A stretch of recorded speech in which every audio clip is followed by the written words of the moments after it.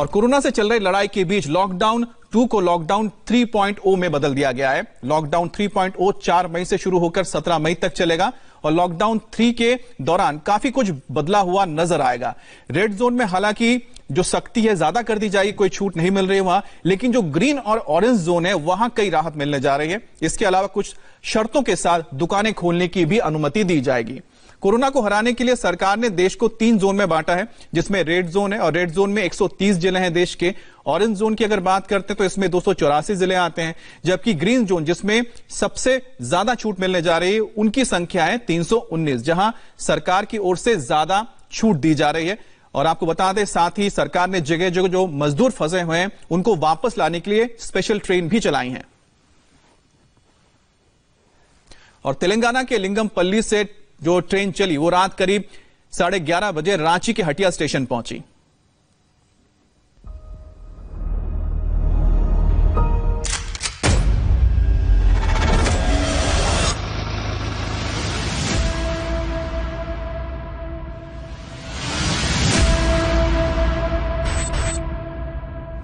Corona संकट से निपटने के लिए देश में लॉकडाउन 2 को 17 मई तक आगे बढ़ा दिया गया है। सरकार हर वो कोशिश कर रही है जिससे कोरोना पर काबू पाया जा सके। सोमवार से नई शर्तें और नए नियमों के साथ 14 दिन का तीसरा लॉकडाउन स्टार्ट होगा। लॉकडाउन 3 के दौरान रेड, ऑरेंज और ग्रीन जोन के हिसाब से सख्ती और छूट का ऐलान किया गया है। रेड जोन में लॉकडाउन जारी रहेगा। ऑरेंज जोन में लॉकडाउन में थोड़ी सी राहत होगी। ग्रीन जोन में लॉकडाउन में ज्यादा छूट होगी। लॉकडाउन 2 के बाद क्या होगा, इसे लेकर शुक्रवार को पीएम मोदी ने हाई लेवल बैठक की। बैठक के बाद देश को 3 जोन में बांट दिया गया। देश के 130 जिले रेड जोन में हैं। 3 मई के बाद अगर आपका जिला इस रेड जोन में है तो आप लॉकडाउन से कोई भी राहत भूल जाइए। देश के 284 जिले ऑरेंज जोन में हैं। यहाँ थोड़ी राहत मिल सकती है, जबकि देश के 319 जिले ग्रीन जोन में हैं। सबसे पहले ये जान लीजिए कि 17 मई तक पूरे देश में क्या चलेगा क्या नहीं। हवाई जहाज नहीं उड़ेंगे, मेट्रो ट्रेन नहीं चलेंगी, पैसेंजर ट्रेन नहीं चलेंगी, स्कूल कॉलेज बंद रहेंगे, होटल रेस्टोरेंट बंद रहेंगे, मॉल सिनेमा हॉल बंद रहेंगे, स्टेडियम जिम बंद होगा, रैली और प्रदर्शन नहीं होंगे, मंदिर मस्जिद बंद रहेंगे। शाम 7 बजे से सुबह 7 बजे तक बाहर निकलना पूरी तरह से बंद रहेगा। 65 साल से ऊपर बुजुर्गों को घर में रहना होगा। गर्भवती महिलाओं को घर से बाहर निकलने पर प्रतिबंध रहेगा। रेड जोन में इस बार सख्ती ज्यादा होगी, घर घर की निगरानी होगी। देखिए क्या कुछ बदलने वाला है। 14 दिन के लिए लॉकडाउन बढ़ा दिया गया है। इस बार पहले से ज्यादा सख्ती होगी। सभी लोगों के लिए आरोग्य सेतु ऐप जरूरी होगा। रेड जोन में कॉन्टैक्ट ट्रेसिंग बढ़ाई जाएगी। रेड जोन में घर घर निगरानी होगी। मेडिकल इमरजेंसी में बाहर निकल सकते हैं। रिक्शा ऑटो नहीं चलेंगे, सैलून पार्लर नहीं खुलेंगे, कार में ड्राइवर के अलावा 2 लोग जा सकते हैं। खेती की इजाजत होगी। यहाँ पर पहले से ज्यादा सख्ती होगी। सिर्फ बाइक और कार में चलने वालों को थोड़ी छूट मिली है। आईटी कंपनियों को भी सरकार ने राहत देते हुए उन्हें दफ्तर खोलने की इजाजत दे दी है। अब देखिए ग्रीन जोन में क्या बदलने वाला है। ग्रीन जोन में शर्तों के साथ बसें चलेंगी। बसों में सिर्फ 50% सवारी ही बैठेंगी।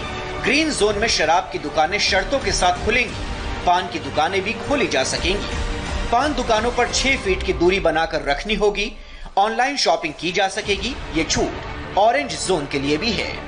यानी ग्रीन जोन में बड़ी राहत बसें चलाने को लेकर मिली है, लेकिन उसकी कुछ शर्तें हैं। इससे कई शहरों में फंसे लोग अपने घर जा सकेंगे, जरूरी काम निपटा सकेंगे।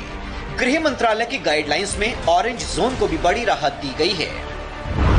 यहाँ बसें बंद रहेंगी, लेकिन कैब चलेंगी। कैब में ड्राइवर के साथ एक ही पैसेंजर हो सकता है। ऑरेंज जोन में इंडस्ट्रियल एक्टिविटीज शुरू होगी और कॉम्प्लेक्स भी खुलेंगे। सार्वजनिक कार्यक्रमों पर रोक जारी रहेगी। Gym, sports club, swimming pool बंद रहेंगे। धार्मिक कार्यक्रमों पर रोक जारी रहेगी। कोरोना से लड़ने के लिए मोदी सरकार ने और भी कई बड़े फैसले किए हैं। अब आप वो जानिए। पब्लिक प्लेस में खाने पर पाबंदी होगी।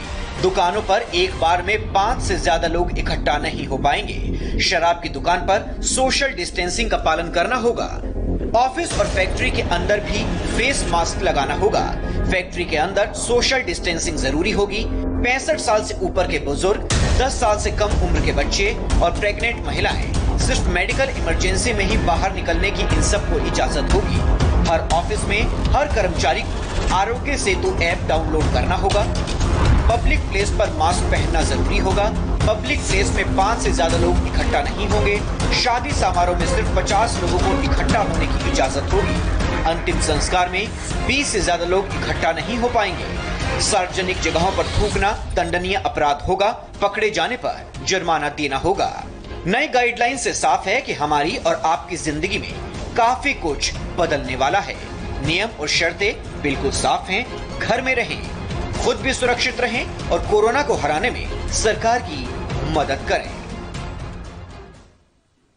देश के अलग अलग इलाकों में फंसे मजदूरों को उनके घर पहुंचाने का सिलसिला भी शुरू हो चुका है।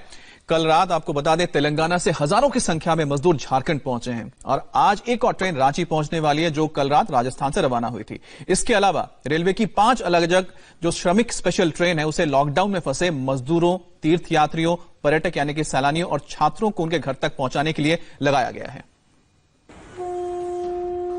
कोई 40 दिन से इंतजार था मजदूरों को घर वापसी का। लॉकडाउन की वजह से अलग अलग शहरों में पहले बेकाम हो गए और फिर धीरे धीरे बेघर होते जा रहे थे। भूख और प्यास से तड़पने लगे थे। केंद्र सरकार ने फैसला किया, मजदूरों पर लॉकडाउन की और मार नहीं पड़ने देंगे। केंद्र और राज्य की इस कोशिश ने हजारों मुरझाए हुए चेहरों पर मुस्कान ला दी है। रांची रेलवे स्टेशन की तस्वीर है। तेलंगाना के लिंगमपल्ली से चली ट्रेन करीब 11:30 बजे रात को रांची के हटिया स्टेशन पहुंची तो मजदूरों में खुशी की लहर दौड़ गई। झारखंड सरकार के बड़े बड़े अधिकारियों ने करीब 1200 मजदूरों का स्वागत किया। स्टेशन के बाहर हर शहर के लिए बसें खड़ी थी।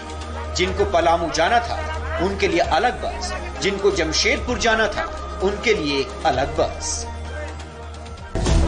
पहले स्टेशन पर स्क्रीनिंग हुई और अब जिस शहर में पहुंचेंगे वहां स्क्रीनिंग होगी। 15 दिनों तक शहर के बाहर क्वारंटाइन रहेंगे, उसके बाद अपने घर पहुंचेंगे। आज शाम को एक और स्पेशल ट्रेन झारखंड पहुंचने वाली है। ट्रेन राजस्थान के कोटा से रवाना हो चुकी है।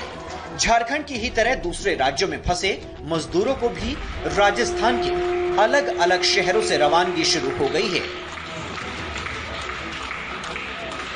कल आधी रात को बिहार के 1200 मजदूर को लेकर एक स्पेशल ट्रेन जयपुर से पटना के लिए रवाना हुई।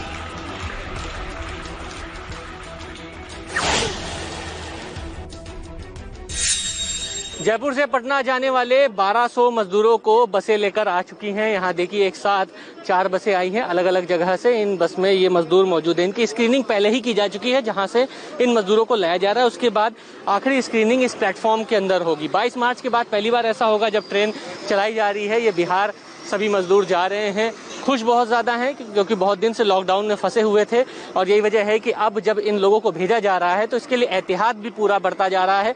यहाँ से ये बस पहले अंदर जा रही है प्लेटफॉर्म के अंदर, उसके बाद इनकी स्क्रीनिंग दोबारा से की जाएगी। जो नाम नोट किए गए हैं जिस लिस्ट के मुताबिक उन लोगों को ट्रेन में बैठाया जाएगा और सीधे ये ट्रेन जयपुर से पटना के लिए जाएगी। लॉकडाउन में फंसे लोगों को अपने घर तक पहुंचाने के लिए मोदी सरकार ने ट्रेनों को चलाने की इजाजत दी है। इसके साथ ही रेल मंत्रालय ने श्रमिक स्पेशल ट्रेन चलाए जाने का ऐलान किया। जी, बगरू से सभी लोग शेल्टर होल में थे। वहाँ पे बस हम लोग क्वारंटाइन सेंटर में थे और वहाँ पे करीबन 30 दिन से थे हम लोग वहाँ पे। तो काफी सारी दिक्कतें परेशानियों को झेला हम लोगों ने, लेकिन फिर भी वहाँ पे हम लोग लॉकडाउन का पालन। परेशान तो होगा हर कोई, अगर आप भी उस जगह पे होंगे तो काफी परेशान होंगे आप अपने। जी, अभी बहुत खुशी है, हम लोग अपने घर जा रहे हैं। तेलंगाना से चली श्रमिक स्पेशल कल रात रांची पहुंच चुकी है। अलुवा से भुवनेश्वर जाने वाली श्रमिक स्पेशल ट्रेन कल रात 9:55 पर रवाना हुई। नासिक से भोपाल जाने वाली श्रमिक स्पेशल ट्रेन कल रात 9:30 पर रवाना हुई। इसके अलावा कोटा से झारखंड के हटिया के लिए कल रात 10:10 पर ट्रेन रवाना हुई।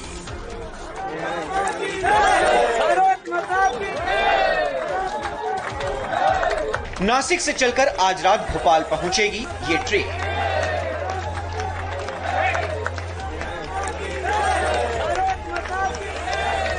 लेकिन कल रात जब ये ट्रेन खुल रही थी तो पूरा स्टेशन भारत माता की जय से गूंज रहा था।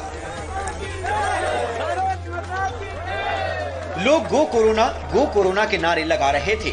40 दिन से फंसे मजदूरों के पास ना तो खाने को खाना रह गया था और ना ही रहने को छत थी। कुछ मजदूर 25 दिन पहले ही निकल गए थे पैदल, लेकिन प्रशासन ने रोक लिया था और अब इजाजत मिली है तो खुशी का ठिकाना नहीं है।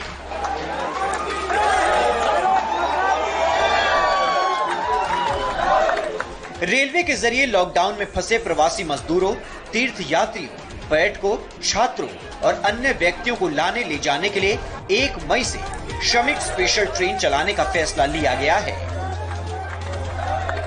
स्पेशल ट्रेनों के जरिए दूसरे राज्यों में फंसे श्रद्धालु, टूरिस्ट और छात्र भी वापस आ सकते हैं।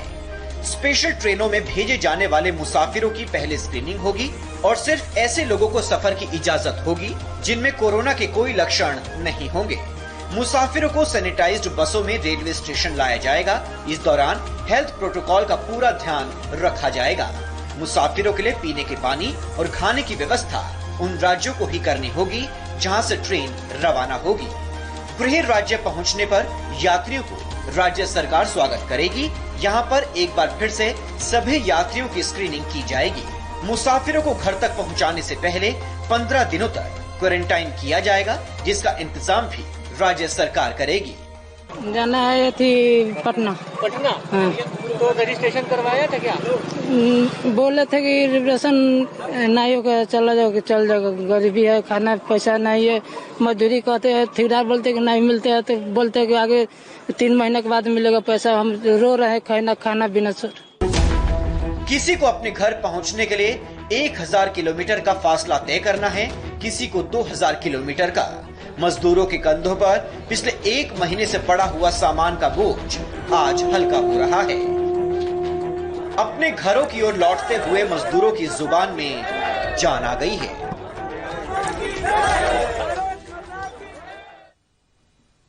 ट्रेन के अलावा बस से भी मजदूरों को और छात्रों को उनके घर पहुंचाने का सिलसिला शुरू किया गया है।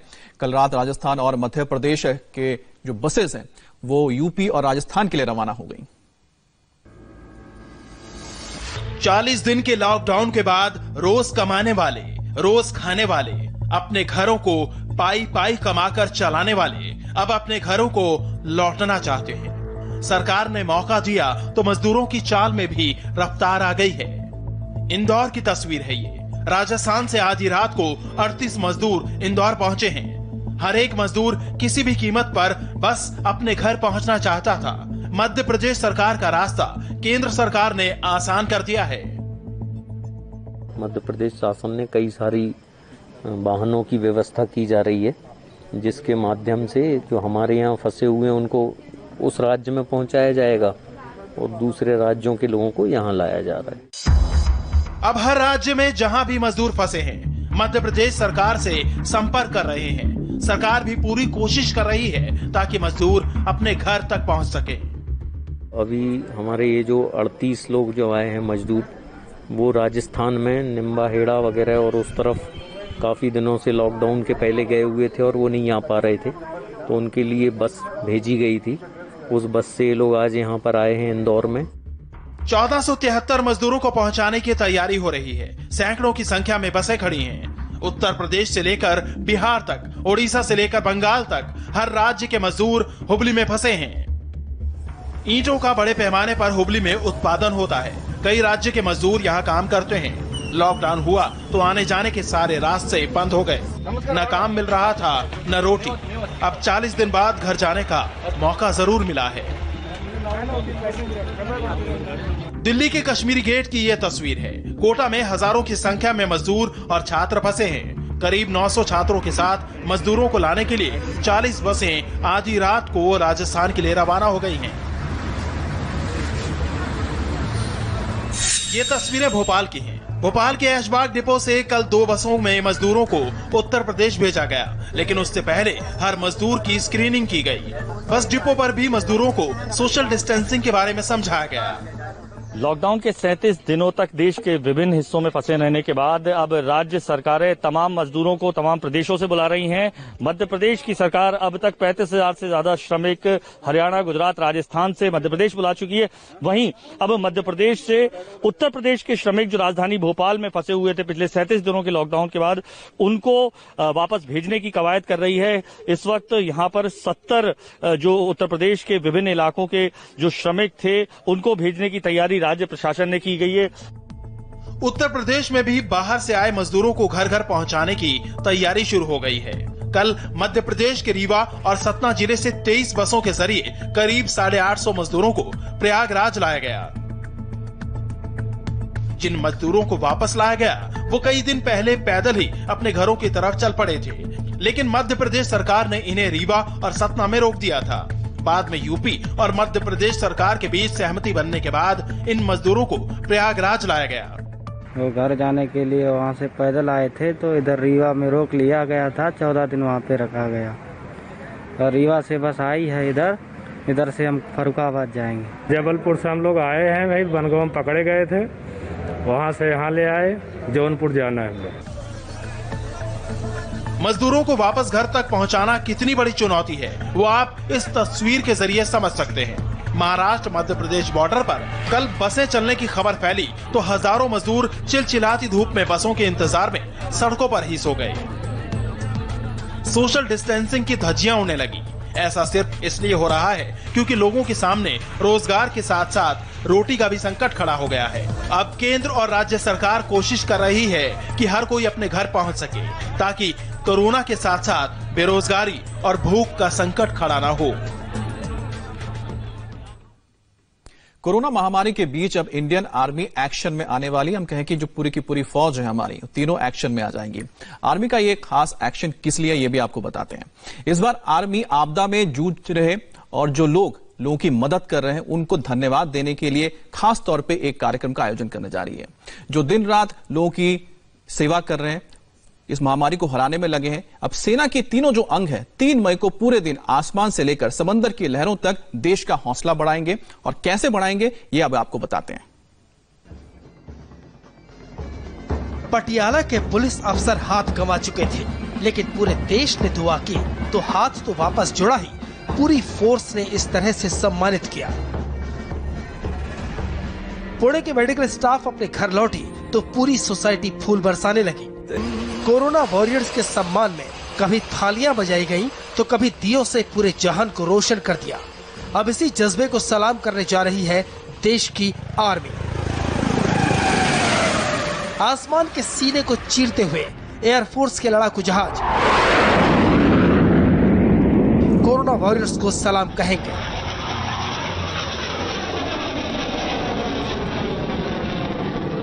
हेलीकॉप्टर से अस्पतालों के ऊपर फूलों की बारिश की जाएगी। आर्मी के बैंड अपनी धुनों से कोरोना वॉरियर्स का हौसला बढ़ाएंगे।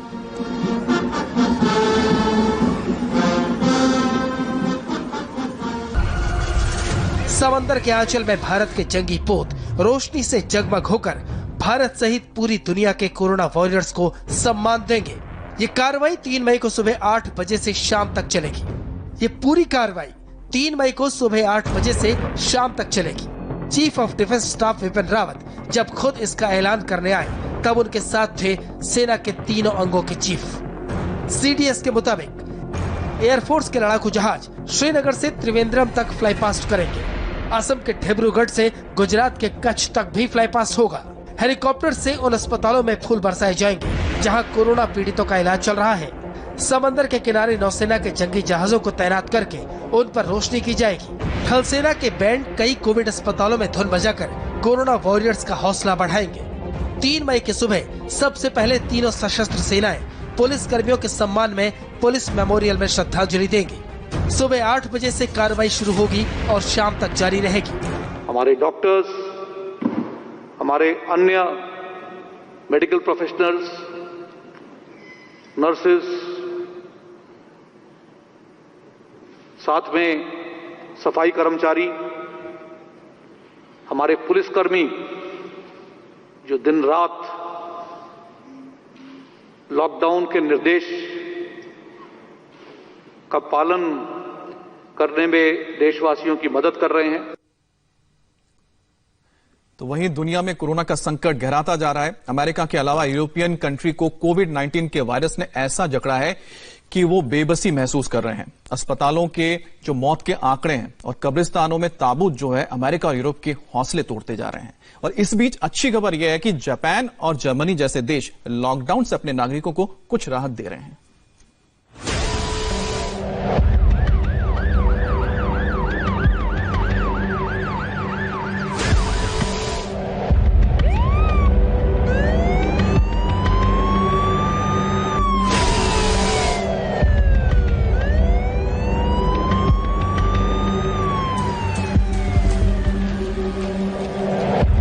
दुनिया में 33 लाख कोरोना पॉजिटिव।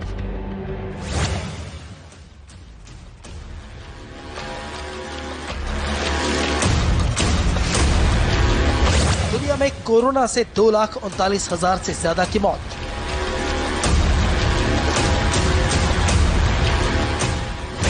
अमेरिका में 11 लाख मरीज, 65,000 की मौत।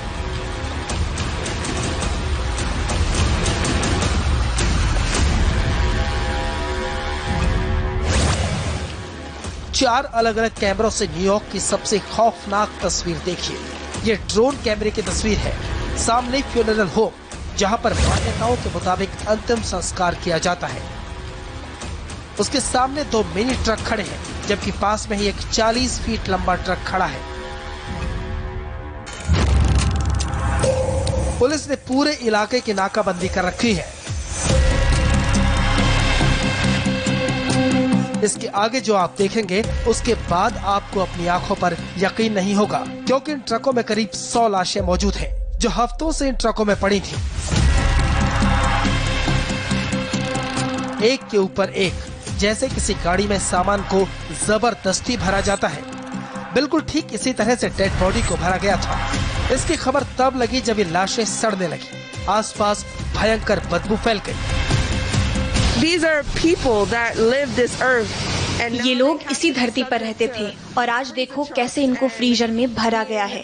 एक के ऊपर एक, कितनी ज्यादा बदबू आ रही है, क्योंकि अब तापमान बढ़ रहा है, इसलिए चारों तरफ इनकी ज्यादा बदबू भर गई है। So now that you can smell it, it's bad. It's really bad. ये लोग इंसान थे, उनकी पहचान थी, इनका सम्मान करना जरूरी है।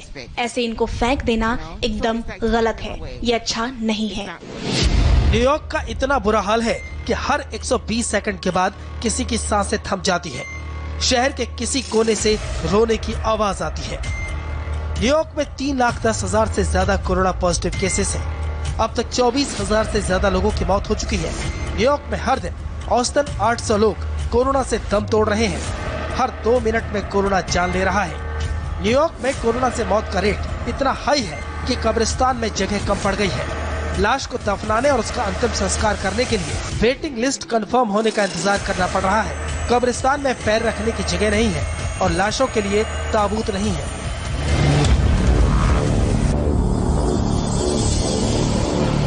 जिनकी वजह से डेड बॉडी को ऐसे बड़े बड़े रेफ्रिजरेटर वाले ट्रक में रखा जा रहा है, लेकिन जब इसका एसी खराब हुआ तो बदबू आनी शुरू हो गई। न्यूयॉर्क में हर दिन अस्पतालों और घरों से सैकड़ों मौत की खबर आ रही है। फ्यूनरल होम में फोन की घंटी लगातार बजती रहती है। अमेरिका में 11 लाख से ज्यादा कोरोना पेशेंट हैं, जबकि 65,500 से ज्यादा की मौत हो चुकी है। अमेरिका की तरह रूस के हालात भी खराब हो रहे हैं। शुरुआत में रूस कोरोना से बचा हुआ था, लेकिन अब वहां तेजी से कोरोना फैल रहा है। रूस में 24 घंटे में 8,000 मरीज सामने आए, जो नया रिकॉर्ड है। रूस में अब तक 1200 लोगों की मौत हो चुकी है। कोरोना इतनी सीरियस बीमारी है कि रूस के राष्ट्रपति ने वीडियो कॉन्फ्रेंसिंग के जरिए अपने प्रधानमंत्री का हाल जाना। रूस के प्रधानमंत्री मिखाइल मिशुस्तिन कोरोना से जूझ रहे हैं। प्रिय मिखाइल, जो आपके साथ हुआ है वो किसी के साथ भी हो सकता है। ये बात मैं हमेशा से कहता आया हूँ। असद कैसर का बेटा और उनकी बेटी भी कोरोना पॉजिटिव पाई गई है। असद कैसर के कोरोना पॉजिटिव होने के बाद एक बार फिर से कोरोना का खतरा इमरान खान तक पहुंच गया है, क्योंकि 24 अप्रैल को असद कैसर पाकिस्तान के वजीर आजम इमरान खान से मिले थे। पाकिस्तान में कोरोना आउट ऑफ कंट्रोल होता जा रहा है। पाकिस्तान में लगभग 17,000 कोरोना केसेस हैं, जबकि 400 के करीब लोगों की मौत हो चुकी है। यूरोप की बात करें तो वहाँ पर करीब 1,35,000 लोगों की जान जा चुकी है। इटली में मरने वालों की संख्या 28,000, ब्रिटेन में 27,500, स्पेन में 25,000, फ्रांस में 24,500 तक पहुंच गई है। हालांकि दुनिया के कई देश लॉकडाउन हटाने में भी लगे हैं। जर्मनी और जापान में ढील दी जा रही है। वहीं अमेरिका के 35 राज्य भी लॉकडाउन से पाबंदी हटाने की कोशिश कर रहे हैं।